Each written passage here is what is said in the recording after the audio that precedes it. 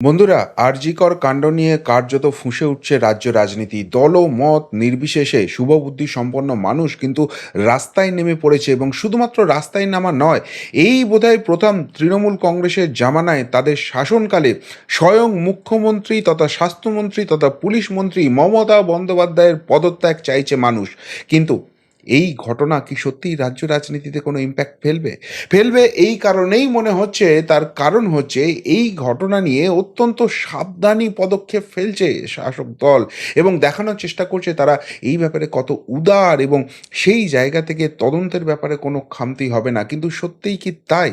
সত্যিই কি তাই যে এই শাসক দল এখানে সত্যিকারের যে সমাধান সেটা করতে চাইছে? সত্যিকারের অপরাধী যে তাকে শাস্তি দিতে চাইছে, নাকি এর পিছনে বৃহত্তর কোনো ষড়যন্ত্র আছে যেটাকে আড়াল করতে চেষ্টা করা হচ্ছে? আর সেই কারণেই খোদ মুখ্যমন্ত্রী বুঝতে পেরেছেন, স্বভাবসিদ্ধ ভঙ্গিতে যদি এটাকে সাজানো ঘটনা, তুচ্ছ ঘটনা এইসব বলে এড়িয়ে যাবার চেষ্টা করা হয়, শাক দিয়ে মাছ ঢাকার চেষ্টা করা হয়, তার সরকার আর টিকবে না, তার গদি আর টিকবে না, তাকে পদত্যাগ করতে হবে। এই বার্তা কি বুঝতে পেরেছে? এবং শেষের শুরু যে হয়ে গেছে, সেই জিনিসটা অনুধাবন করেই কি দেখানোর চেষ্টা করা হচ্ছে যে সিবিআই আটকাবার জন্য এত কোটি কোটি টাকা আমার আপনার ট্যাক্সের পয়সা থেকে খরচ করা হয় এই রাজ্য সরকারের দ্বারা? সেই রাজ্য সরকারই নাকি বলছে সিবিআই তদন্ত হলেও তাদের কোনো অসুবিধা নেই। কিন্তু প্রশ্ন হচ্ছে, যে পদক্ষেপ রাজ্য সরকার নিচ্ছে সেটা কি সত্যিই সদর্থক, নাকি পিছনে বৃহত্তর কোনো ষড়যন্ত্র আছে, কোনো বড়সড় রাঘব বোয়াল আছে, আর সেই রাঘব বোয়ালকে আটকাতে, সেই ষড়যন্ত্রকে বাঁচাতেই কি এবার পুরোটাই একটা নাটক চলছে? একটা আধটা নয়, 11টা কঠিন প্রশ্ন উঠে গেছে, এবং আরজি কর নিয়ে যারা আন্দোলন করছেন, যারা পথে নামছেন, তাদের সঙ্গে কথা বলে যে 11টা মারাত্মক প্রশ্ন উঠে আসছে তা এক এক করে আপনাদের সামনে রাখবো। আর তাহলেই বুঝতে পারবেন যা ঘটছে, যে আপডেট আসছে, মিডিয়াতে যেটা প্রচার হচ্ছে, সেটাই সত্যি ঘটনা, না তার পিছনে একটা বৃহত্তর রহস্য আছে। সেই রহস্য এতটাই গভীর যে এই সরকারকে ফেলে দিতে পারে নবান্নর গদি থেকে। কোন 11টা প্রশ্ন? অবশ্যই সময় নষ্ট না করে এক এক করে দেখাবো আপনাদের। আর সেই প্রশ্নগুলো শোনার পর আপনারাই বিচার করুন, সত্যি রাজ্য রাজনীতি কোন পথে চলেছে। কিচ্ছু হবে না, আর কিছু এসব বলে লাভ নেই। বাংলার জনতা ঘুমিয়ে আছে, এই কথা বলার দিন শেষ। এই প্রশ্নগুলো দেখুন, ভাবুন, এবং জোরালো সওয়াল করুন। সত্যিই এই প্রশ্নের উত্তর পাওয়ার দরকার আছে। আর কতদিন এই সরকার গা জোয়ারি করবে? আর কতদিন এই রাজ্যের মা বোনেরা এইভাবে অকালে চলে যাবে এদের খামখেয়ালি পড়ার জন্য? সেই প্রশ্ন কিন্তু একটা বৃহৎ অংশের মানুষ, সাধারণ মানুষ, যাদের সঙ্গে রাজনীতির সঙ্গে হয়তো সরাসরি যোগ নেই, তারা তুলতে শুরু করেছেন। তাই আর ঘুমিয়ে থাকলে চলবে না, এবার নিজের ঘুমটা ভাঙান, আর প্রশ্নগুলো শুনুন, আর ভাবুন, মানুষকে ভাবান। নমস্কার, প্রিয়বন্ধু মিডিয়ায় আপনাদের স্বাগত, এবং আপনারা দেখছেন প্রিয়বন্ধু বাংলা, সত্যের সন্ধানে সর্বদা আমি শুদ্ধশীল। বন্ধুরা, সময় নষ্ট না করে এক এক করে আমি প্রশ্নগুলো আপনাদের সামনে নিয়ে আসবো, যে প্রশ্নগুলো উঠছে, ভয়ঙ্করভাবে উঠছে আরজিকর কাণ্ড নিয়ে। প্রশ্ন নাম্বার 1, ঘটনাস্থলে গিয়ে পুলিশ রক্তাক্ত ঝুলন্ত দেহ পাওয়ার পরেও প্রথম অবজারভেশনে আত্মহত্যা বলে দাগিয়েছিল কেন? মৃতার বাড়িতে ফোন করে সরাসরি আত্মহত্যা করেছে জানানো হলো কার নির্দেশে? তখন কি পোস্টমর্টেম হয়ে গেছে? কেন এই কথা জানানো হলো? কেন এটাকে প্রথম থেকেই আত্মহত্যা করে দেওয়ার চেষ্টা করা হচ্ছে? তাহলে কোন বৃহত্তর ষড়যন্ত্র লুকোতে এই তত্ত্ব পুলিশ প্রথম থেকে খাড়া করছিল? এর দায় কি এই রাজ্যের পুলিশ মন্ত্রী এড়াতে পারে? কোন কোন পুলিশ জড়িত ছিল এর সঙ্গে? তাদের কি কোনো সাসপেনশন এখনো অবধি হয়েছে? তাদেরকে কোনো শোকজ করা হয়েছে? নাকি এটাই প্রাথমিকভাবে নির্দেশ ছিল, খুব উচ্চ স্তরের নির্দেশ ছিল, যেটাকে এক্সিকিউট করার চেষ্টা করা হয়েছিল, কিন্তু শেষ পর্যন্ত জনগণের আন্দোলনে, সাধারণ মানুষের চাপে সেই জায়গা থেকে পুলিশকে পিছু হটতে হয়? এর দায় কে নেবে? এই প্রশ্ন কিন্তু উঠতে শুরু করে দিয়েছে। প্রশ্ন নাম্বার 2, বডি তড়িঘড়ি পোস্টমর্টমে পাঠানোর জন্য আপ্রাণ চেষ্টা করেছিল পুলিশ। যে হাসপাতালে অমন ভয়ঙ্কর অপরাধ ঘটেছে সেখানেই পোস্টমর্টেম করার উদ্দেশ্যটা কি? যদি এই সরকার এতই নিরপেক্ষ থাকবে, এই প্রশাসন সত্যিই কাউকে আড়াল করতে না চাইবে, তাহলে তাড়াতাড়ি এত পোস্টমর্টেম করার কি দরকার ছিল? বাড়ির লোক অব্দি এসে পৌঁছয়নি, সেই অবস্থায় কেন পোস্টমর্টেম করে দেয়া হচ্ছিল? কাদেরকে দিয়ে করানো হচ্ছিল? প্রশ্নগুলো উঠছে। এবং সবথেকে বড় কথা, যদি নিরপেক্ষতা বজায় রাখতেই হয়, যেখানে এই ঘটনা ঘটেছে সেখানের ভেতরে আভ্যন্তরীণ যারা যুক্ত আছে তারা নিজেদের বাঁচাবার জন্য এই পোস্টমর্টেম রিপোর্টকে ম্যানিপুলেট করতে পারে, এই সম্ভাবনাকে উড়িয়ে দেওয়া যায়? কেন কোনো নিরপেক্ষ স্থানে এর এর পোস্টমর্টেম হলো না? কেন সেখানে এই ঘটনা যে ভবিষ্যতে ভয়ঙ্কর আকার নিতে পারে সেটা মেনে কোনো ম্যাজিস্ট্রেট লেভেলের কারুর সঙ্গে কন্ট্যাক্ট করা হলো না? এই প্রশ্নগুলো কিন্তু উঠতে শুরু করে দিয়েছে। তার মানে কি বড় কাউকে আড়াল করার চেষ্টা করা হচ্ছে? তড়িঘড়ি করে রিপোর্ট ম্যানিপুলেট করে বাঁচাবার চেষ্টা চলছে কাউকে? প্রশ্ন নাম্বার ৩, যেটা ভয়ঙ্কর, সেই জায়গাটা হচ্ছে অন্ধ দলদাস হিসেবে খ্যাত হাওড়ার এক ডাক্তার বিধায়ক ঠিক কী উদ্দেশ্যে ওই ঘটনাস্থলে গিয়ে ২ ঘন্টা বসেছিলেন? কোন পরিকল্পনা সাজানো হলো ওই ২ ঘন্টায়? প্রশ্ন উঠছে, কেননা এর সঙ্গে তার তো কোনো যোগ ছিল না। নাকি যোগ ছিল, সেই জন্যই তড়িঘড়ি তাকে ছুটে যেতে হয়েছিল? নাকি তার দলের কারুর, তার প্রশাসনের কারুর এমন যোগ ছিল যাকে বাঁচানোর জন্য তাকে ছুটে যেতে হয়েছিল? অনেকেই এই ঘটনার সঙ্গে তুলনা করছে যখন নারদাকাণ্ডে চারজন শীর্ষস্থানীয় নেতা অ্যারেস্ট হয়েছিলেন, তখন তখন নিম্ন আদালতে এক মন্ত্রী এইভাবেই বসে থেকে প্রভাব বিস্তার করেছিলেন। তাহলে এখানে পোস্টমর্টম থেকে শুরু করে পুলিশ সমস্ত কিছু তাদেরকে এখানে কোনো রকমভাবে প্রভাবিত করার জন্যই কি তিনি বসেছিলেন? কী তার ভূমিকা? কেন তিনি সেখানে ছুটে গেলেন? কেন ওই ২ ঘন্টা ধরে তিনি কী করলেন? তার সিসিটিভি ফুটেজ আছে। কোন অন্ধকারে রাখা হলো? কোন জিনিসকে গোপন করা হলো? প্রশ্ন কিন্তু উঠছে। অর্থাৎ যে দেখানোর চেষ্টাটা হচ্ছে যে আমরা অত্যন্ত উদার পুরো ব্যাপারটা নিয়ে, তা কি সত্যিই তাই? এই জিনিসগুলো তো রহস্য আরো ঘনীভূত করে দিচ্ছে। কেন এই ডাক্তার বিধায়ককে এখনো ডেকে পুলিশ জেরা করছে না? ওই ২ ঘন্টা ধরে তিনি কোন ষড়যন্ত্র রচনা করেছেন, কোন কাণ্ড ঘটিয়েছেন, কোন প্রমাণ লোপাট করেছেন, কাদের সঙ্গে যোগাযোগ করেছেন, তার কল লিস্ট কেন পুলিশ চেক করছে না? অনেক প্রশ্ন উঠছে। প্রশ্ন নাম্বার ৪, প্রাথমিক রিপোর্টে যেটা সবথেকে ভয়ঙ্কর, আরজি করের যারা আন্দোলনকারী তারা বলছে প্রাথমিক রিপোর্টে ২ প্রকার সিমেনের নমুনা পাওয়া গেছে।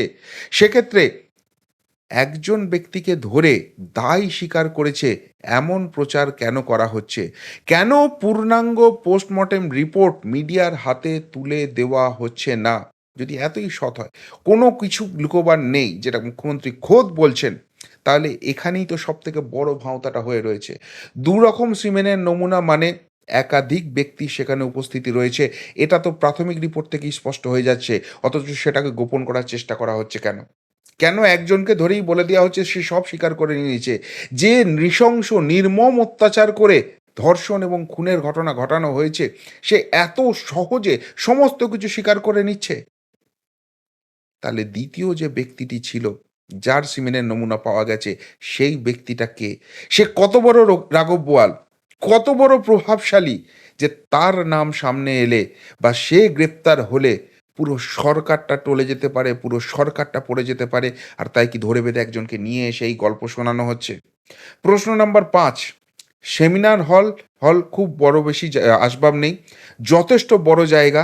সেখানে একটা হেডফোনের তার আবিষ্কার করতে পুলিশের ২৪ ঘন্টা সময় লাগলো কেন? সেখানে কি এভিডেন্স প্লান্ট করা হলো? হেডফোনের যে আবিষ্কার হয়েছে ২৪ ঘন্টা বাদে পুলিশ খুঁজে পেয়েছে, তার কোনো ভিডিও ফুটেজ আছে? যেখানে জায়গাটা রয়েছে, নিশ্চয়ই তদন্ত যখন করতে গেছে সেই তদন্তের ভিডিও ফুটেজ করেছে পুলিশ। সেই ফুটেজ কোথায়? সেই ফুটেজ কেন সামনে আনা হচ্ছে না? ২৪ ঘন্টা, সেখানে তো খুব বেশি আসবাব নেই। চোখে একটা হেডফোন পড়ে রয়েছে, হেডফোনের তার পড়ে রয়েছে, ২৪টা ঘন্টা লাগলো। এ কি খড়ের গাদায় ছুঁচ খোঁজার গল্প নাকি? পুলিশ অকর্মণ্য, অপদার্থ? এই এভিডেন্স খুঁজতে ২৪ ঘন্টা সময় লাগলো? নাকি ভাবনা চিন্তা করে আর এটাকে অন্য মোড়কে দেখানো যাবে না, খুন হয়েছে মেনে নিতে হবে, সেইটার জন্য এই ২৪ ঘন্টা ধরে এভিডেন্সটাকে প্ল্যান করা হলো এবং তারপর একদম কলম্বাসের আবিষ্কারের মতো এটাকে বলা হলো হেডফোনের তার আবিষ্কার হয়েছে ২৪ ঘন্টা পরে? প্রশ্ন উঠছে। প্রশ্ন নাম্বার ৬, সেমিনার হলের বাইরে ও করিডরে সিসিটিভি ক্যামেরার ফুটেজ সংগ্রহ করার কথা পুলিশ জানিয়েছিল কাল। সেসব কি পাওয়া গেল? কাদের বাঁচানোর চেষ্টা চলছে? মূল অপরাধী কি অন্য কেউ? এই যে সেমিনার হলের ভেতর না হয় সিসিটিভি ক্যামেরা নেই, কিন্তু তার বাইরে তো আছে। ওখানে কারা, কারা অ্যাক্সেস করেছে সেই ফুটেজ তো পাওয়া গেছে। একাধিক ব্যক্তির নাম শোনা যাচ্ছে। সেই ফুটেজ কোথায়? সেই ফুটেজ কেন সামনে আনা হচ্ছে না? যদি এতই সবকিছু নিয়ে ওপেন থাকে, এতই বাংলার মেয়েদের সুরক্ষা নিয়ে এই সরকার ভাবিত হয়, তাহলে সেই সমস্ত কিছু তো সৎ পথে সামনে নিয়ে আসবে। কোন জিনিস লুকোনোর চেষ্টা করা হচ্ছে? কোন রাঘব বোয়াল, কোন প্রভাবশালীদের আড়াল করার চেষ্টা হচ্ছে? প্রশ্ন উঠছে। পুলিশের পুলিশের ভূমিকা সত্যিই কি সত্য উদ্ঘাটনের, নাকি ওই সারদা কাণ্ডের মতো এসআইটি গঠন করে প্রমাণ লোপের চেষ্টা চলছে? প্রশ্ন উঠছে সেটা নিয়ে। প্রশ্ন নাম্বার ৭, ১১ জনের প্রাথমিক তদন্ত কমিটিতে অধিকাংশই সন্দেহভাজন এই মুহূর্তে, যেহেতু তারা ঘটনার সময় ডিউটিরত ডাক্তার ও ইন্টার্ন। এমন তদন্ত কমিটির মানে কি? ২ নম্বর, এখানে সাবসেকশন দলদাসদের কমিটি করে কোন তথ্য লুকোনো হচ্ছে? এবং সবথেকে গুরুত্বপূর্ণ যেটা রিসেন্টলি জানা গেছে, এখানে অন্তত ২ জন রয়েছেন যাদের নামে অতীতে থানায় অভিযোগ আছে। তাদের এই তদন্ত কমিটিতে কেন ঠাঁই দেওয়া হলো? তাহলে এই তদন্ত কমিটি কি সত্যিই সৎপথে থেকে সত্য উদ্ঘাটন করবে, নাকি এরা ওই পুলিশের সাহায্য নিয়ে পুরো ব্যাপারটাকে ধামাচাপা দেওয়ার চেষ্টা করবে? মেডিকেল টার্মসে যেগুলো আসবে সেগুলো সব লোপাট করে দেওয়ার হবে, সব এভিডেন্স এদিক ওদিক করে দেওয়া হবে, যাতে সেইভাবে কেসটা দানা না বাঁধে। সেই জায়গা হচ্ছে, এত কিছু করার চেষ্টা হচ্ছে। তাহলে নেহাতি এর পিছনে ওই এক সিভিক ভলেন্টিয়ার আছে, নাকি সিভিক ভলেন্টিয়ার বলির বকরা এখানে আরও বড় কোনো নাম, বড় কোনো মাথা আছে, যে জন্য এত তামঝাম করার ব্যবস্থা করতে হচ্ছে? প্রশ্ন থাকছে।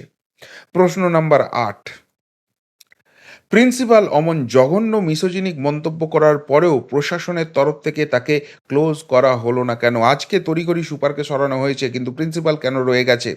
কেন তার বিরুদ্ধে ভয়ঙ্কর দুর্নীতির অভিযোগ থাকা সত্ত্বেও তাকে ঘুরিয়ে ফিরিয়ে বারবার আর্জি করে ফিরিয়ে আনা হয়েছে? কেন তার বদলির নির্দেশ ক্যান্সেল করে দেওয়া হয়েছে? কেন তার বিরুদ্ধে এতদিন কোনো তদন্ত হয়নি? কেন তাকে শোকজ করা হয়নি? কেন তাকে সাসপেন্ড করা হয়নি? কেন পুলিশ সেখানে কোনো তদন্ত করেনি? কেন গ্রেপ্তার হয়নি? এই প্রিন্সিপালকে সামনে রেখে এরকম জঘন্য কাণ্ড কি দিনের পর দিন এর আগেও ঘটেছে? এই কাণ্ড মিডিয়া হাইলাইট হয়েছে বলে আর সরকার পালাবার কোনো জায়গা পাচ্ছে না। এখন ভান করছে যে তারা সমস্ত কিছু নিয়ে খুব সদিচ্ছা দেখাচ্ছে। প্রশ্ন উঠছে। প্রশ্ন নাম্বার ৯, যেটা আমার সবথেকে গুরুত্বপূর্ণ মনে হচ্ছে। সবজান্তা বাবা ঠাকুর প্রাক্তন রাজ্যসভার সাংসদ তথা ৩.৫ বছরের জেল খাটা আসামি, বকলমে আরজিকরের সর্বময় কর্তা। সব বিষয়ে বকর বকর করেন, সব কিছু জানেন, কিন্তু এই নিয়ে মুখে কুলু পেটেছেন কেন? তাহলে কি তার কোনো যোগাযোগ আছে? তার গুরুর কোনো যোগাযোগ আছে? তার বসের কোনো যোগাযোগ আছে, যে কারণে এত কিছু চলছে এখানে? কেন চুপ আছে? সমস্ত বিষয়, সমস্ত বিষয় জানুক না জানুক বর্বর বর্বর করে বলে যেতে হবে, কিন্তু এই বিষয়ে একটা কথা কিছু তার মুখ দিয়ে বেরোচ্ছে না। কেন? প্রশ্ন থাকছে। প্রশ্ন নাম্বার ১০, ধৃত সঞ্জয় রায় কি আসলে রাঘব বোয়ালকে আড়াল করতে বলির বকরা হলেন? সাজিয়ে তাকে অপরাধী করা হলো? কোনো তাপ উত্তাপ নেই। একজন এত বড় অপরাধ, গোটা রাজ্য এটা নিয়ে উত্তাল হয়ে উঠেছে, তার মধ্যে কোনো রকম কোনো উত্তেজনা আসবে না, ভয় পাবে না, কোনো রকম রিয়াকশন হবে না। শুধু একটা ফুটেজ হেঁটে যাচ্ছে, সেইটা বারবার দেখানো হচ্ছে, এবং তারপর বলা হচ্ছে সব স্বীকার করে নিচ্ছে, কোনো তাপ উত্তাপ নেই। তাহলে কি পরবর্তীকালে বিকৃত মস্তিষ্ক বলে তাকে বাঁচানোর চেষ্টা হবে? সেই জন্যই তাকে বলা হয়েছে এখন তুমি দোষটা নিয়ে নাও। এখন একটু উত্তেজনা থাকবে, পুলিশ প্রোটেকশন দিয়ে তোমাকে রাখা হবে, এবং পরবর্তীকালে এইগুলোকেই খাড়া করে তোমার যে উকিল হবে তাকে দিয়ে বলানো হবে বিকৃত মস্তিষ্ক। সেই জায়গা থেকে তাকে বাঁচিয়ে দেওয়া হবে। কালীঘাট থানার এখানে কি কানেকশন আছে? কেন কলকাতা পুলিশের টি-শার্ট পরে ঘুরে বেড়াতো? কিভাবে অবাধ যাতায়াত? এই সঞ্জয় রায়কেই কেন সামনে নিয়ে আসা হলো? প্রশ্ন থেকে যাচ্ছে। যদি দুজনের একজন সঞ্জয় রায় হয়ে থাকে, অপরজনটা কে? সেই জেরা পর্ব কেন সামনে আসছে না? প্রশ্ন থাকছে। প্রশ্ন নাম্বার ১১, পুলিশ প্রথমে পরিবারকে দেখতেই দিতে চায়নি।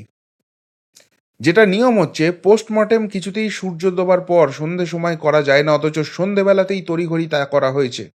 তারপর কার্যত পুলিশ বডি হাইজ্যাক করে তার সৎকার করে দিয়েছে, পরিবারকে দেখতে দেয়নি। এবং সব থেকে গুরুত্বপূর্ণ, কিছুদিন আগে যে নীল গাড়ি কিনেছিলেন এই মেয়ে, সেই গাড়ি দুমড়ে মুচড়ে গেল কি করে? তাহলে কি তাহলে কি সেইখানে বডিটা ফেলে দিয়ে এটাকে ওই আত্মহত্যা, যেটা প্রাথমিকভাবে পুলিশ বলেছিল, সেইটা বলে চালানোর চেষ্টা হতো? সেই পরিকল্পনা ভেস্তে গেছে। মিডিয়া কভারেজ হয়ে গেছে, সোশ্যাল মিডিয়ায় চলে এসছে, মানুষের আন্দোলন হয়েছে। আর সেই জন্য কি অবশেষে খুন, ধর্ষণ মেনে নিয়ে সঞ্জয় রায়কে বলির বকরা করা হচ্ছে? কিন্তু আসলে এত কিছু করা হচ্ছে কেন? যদি সত্যিই সদিচ্ছা থাকে, সৎভাবে তদন্ত হয়, যে দোষী হোক, কোনো রকম দল দেখা হবে না, রং দেখা হবে না, সামনে আসে, সেই রকম ঘটনা যদি হয়, এত কিছু সাজানোর দরকার হয়ে পড়বে? নাকি যে ব্যক্তি আসল অপরাধী, সেই ব্যক্তি যদি সামনে আসে, তার নাম যদি সামনে আসে, পুরো সরকারটা পড়ে যাওয়ার মতো সিচুয়েশন হবে? আর তাই এত কিছু চলছে? প্রশ্ন কিন্তু উঠছে। আপনাদের কি মনে হয়? সত্যিই যে প্রশ্নগুলো আর.জি. কর নিয়ে যারা আন্দোলন করছেন, সঠিকভাবে তুলছেন?